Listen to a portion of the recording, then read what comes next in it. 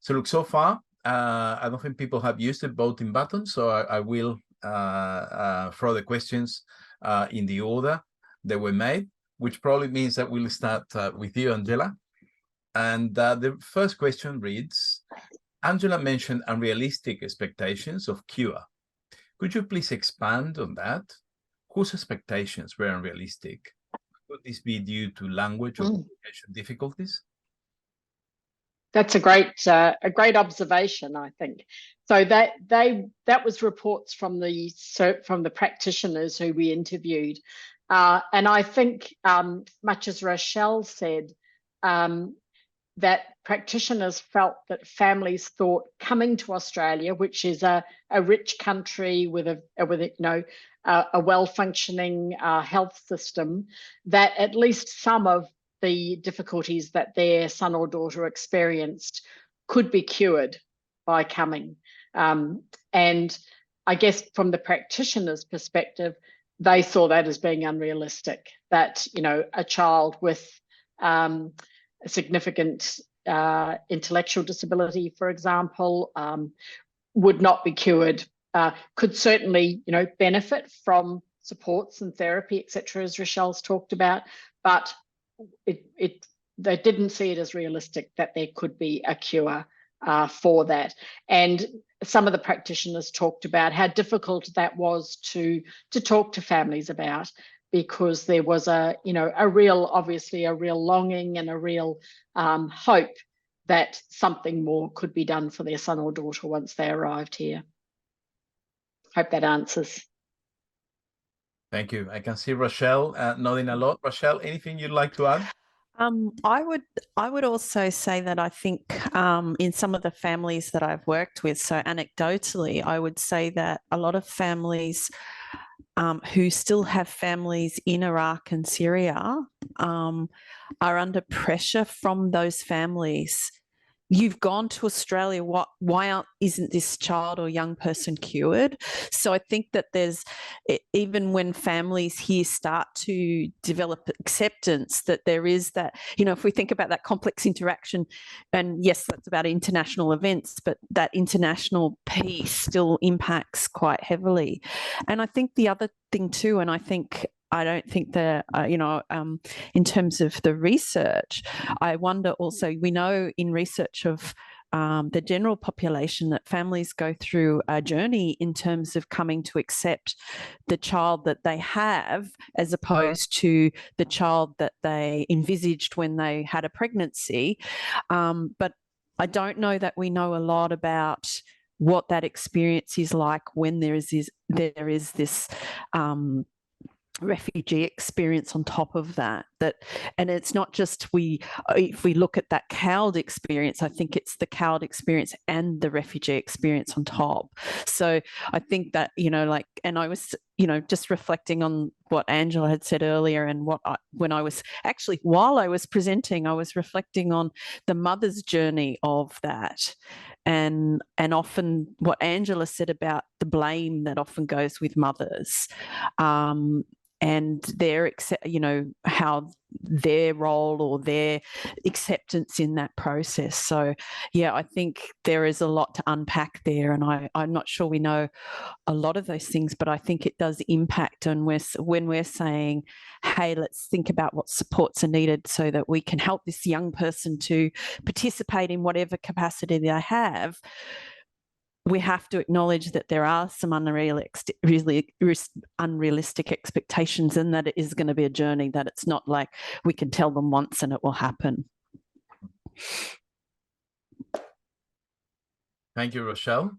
And I think the next question is for you, and it reads, Rochelle, thank you. What supports did you put in place with the school for Layla? So the school had organised the placement, so I had nothing to do. I have nothing to do with that process. When she started in a support class was actually, I did see her at school, but checking in with the class teacher about how she was settling and giving suggestions about how to help create a safe environment for Layla and what to do because often in schools there's this mixed match between we run a positive behaviour support program, but not actually necessarily understanding what that's like when you have trauma, and when she was defiant, how to actually address that. So providing lots of ongoing kind of consultation with them, but also engaging with mum and getting mum into the school and working in case conferencing, making sure that they actually, sort of use interpreters, figuring out along the way, making some mistakes around whether the child is around at the same time that mum's there, and how you work out what's the best way for mum to actually engage in this process, so that and part of it was helping the school to realise they did need to use professional interpreters and not Arabic speaking staff within the school, that was going to make a difference too. Thank you. Angela, anything you'd like to add? Yes. In terms of what the schools can do to put additional supports? Yes, not so much the school environment, because it's not one that I've done a lot of work in, but I think what we found in building our research was that we really struggled to find disability services that were interested and had expertise in working with people from refugee backgrounds. That it was fantastic, the connection that we made with the refugee services, and they'd obviously, a lot of them had done a lot to bridge that gap between disability services and refugee services. But I don't think disability services are there yet. And I think we've got to do a lot of work in that space to really get people, as Rochelle says, to be, culturally safe, culturally informed, and really understanding what supports need to be in place there. Thank you. The next question that's been upvoted is to you, Angela, and it reads, are you able to comment on perceptions of disability in families where the parents are consanguineous? Yes, this was brought up by the practitioners. Actually, family members themselves did not talk about this. And so we didn't really get into this in great detail, but I think it is an area that would be worth some more investigation around. And I've got to say, I don't have particular expertise in that area. I don't have a medical background, so the genetics of it are not my area of expertise, but it certainly was raised, and I think that it is worth the fact that a number of families, and this is in other research that we've done in this area too, have multiple children with disability in the family, that all seems to be connected, certainly highlights that there's room for more research in that area. Thank you. The next question is, I think it is addressed to both of you. Can you speak of times that there may have been an overlap of symptoms of early developmental trauma and autism, and how this was navigated or assessed? Would like to go first? Would you like me to go first, Angela, or would you like to? I think that's a very big question, and I'm sure it's one that we would all love to answer in terms of what is what. With Layla, I was not involved when she was assessed for her ADHD. I was very fortunate in that the private paediatrician who was prescribing medication for her, the community paediatricians who took over, and we also, like when there were other pediatricians involved, one of the really fabulous things that I could say is that they all rang me. And I don't know, for those in the audience, it's pretty hard to get a pediatrician to call you. They actually called me and wanted to talk to me about what I was noticing. And we're really taking, and, you know, we were having case conferences with the pediatrician, with the community pediatrician and the school, the support coordinator and myself. Sometimes we would get the speech therapist involved, sometimes we wouldn't, but just depended on availability.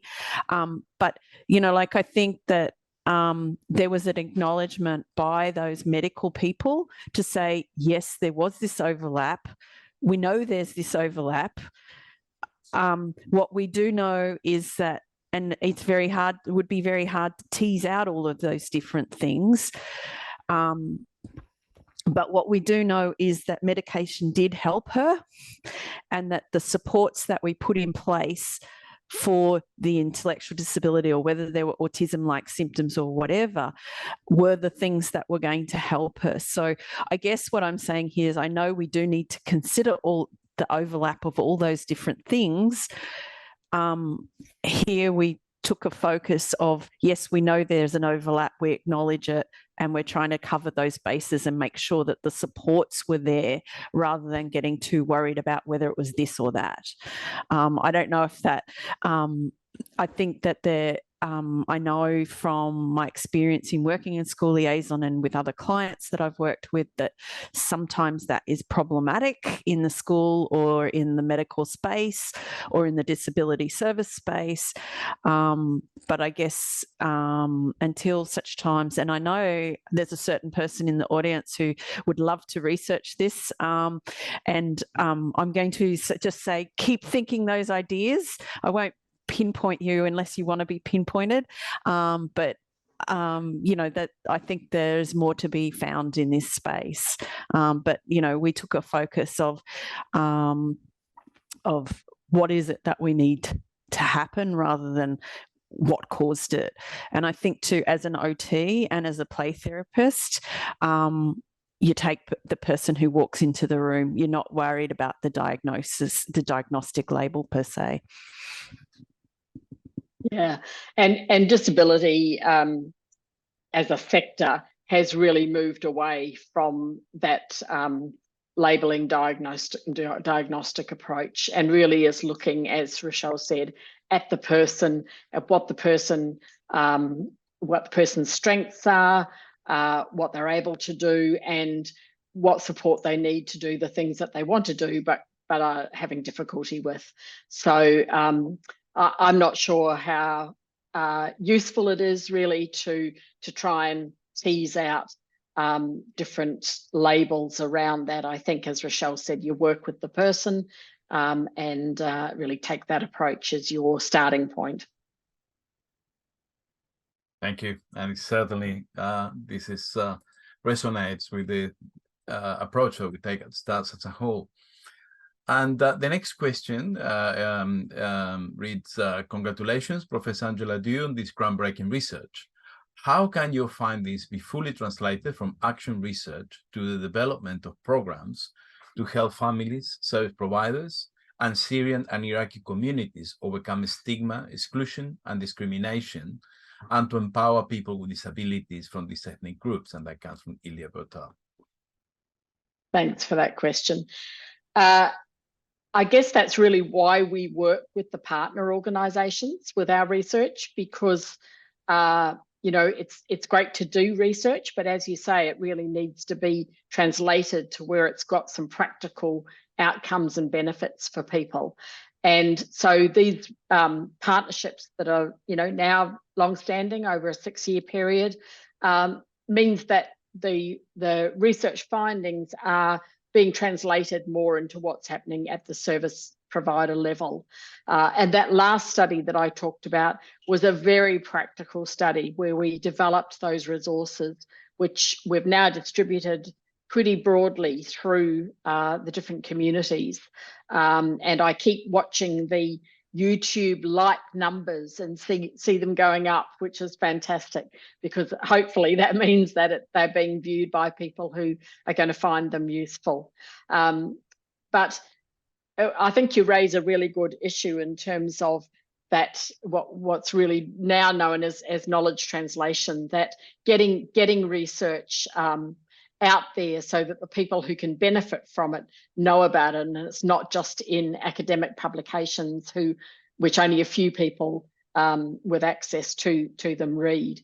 So it's always a challenge, but it's something that I know the team that I work with, we're very focused on, well, how does this going to result in some sort of practical change for people?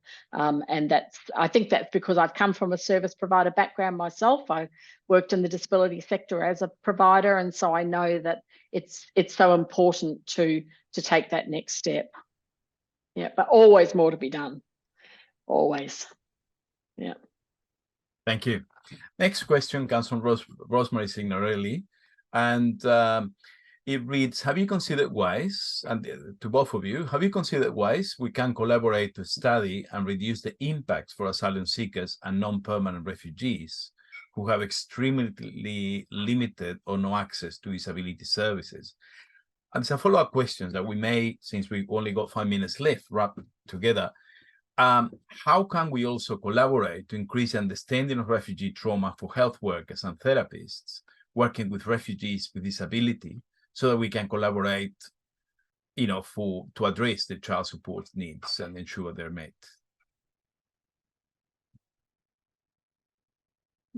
Rochelle, I might let you talk to the second part. Is that right? And you've probably got views about the first part as well. So we're very aware of the difference for people who are asylum seekers, so people who are not on humanitarian visas, and just how desperate their situation often is, and really the lack of access to services and the cost of those services for people. I've got to say, it's not something that we've specifically looked at in our research at this point, because we were really, in the first instance, trying to understand what was happening for people who had refugee status. But it's certainly there as a potential for further work in the future, because I absolutely agree that that situation is just not acceptable. Yeah. Thank you. Rochelle? I agree completely with what you said. It is not acceptable. And obviously, I think many, any avenues for advocacy around and letting people know that actually there is extremely limited or no access is an important part of that process. And I was thinking, Rosemary, the question you posed around health workers, I think there's many levels we can work on that. And I would go so far to say not just health workers, but community workers, is to actually, yes, there is a need from a systemic point of view, whether that's in health professionals training and community workers training and disability services training, but whether it's also, I think there's something that everybody can do when you are working with a service provider or a health worker, is to spend the time and explain how the refugee experience impacts on how they might be able to work with someone.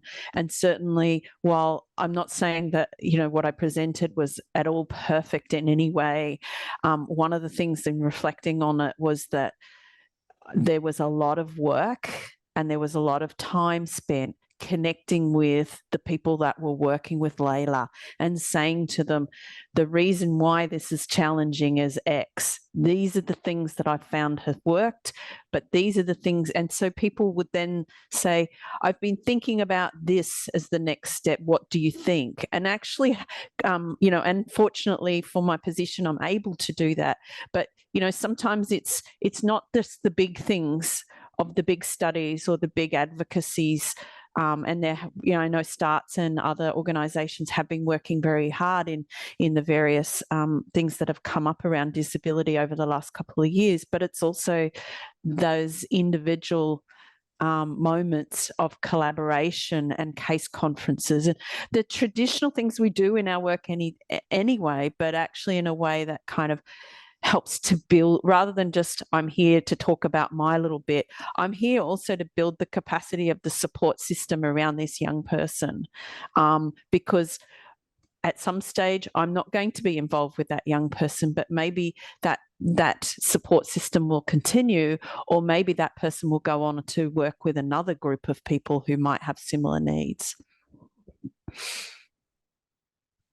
Thank you both, and certainly this might be something that we might need to be more proactive in terms of targeting disability services and support services for training on how to work in the refugee and asylum seeker sphere.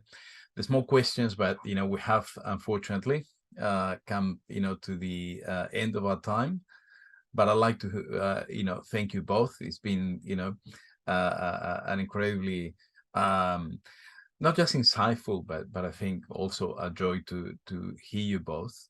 I think this is clearly a topic that be worth revisiting in the future. And hopefully, we'll have, a bit more research and increase knowledge, focusing on this area. I'd like to finish, as I said, thank you both very, very much. And I'd like to finish by telling everyone here that if you enjoy this event, then please check out our future events that are coming up in the training section of our STARS website.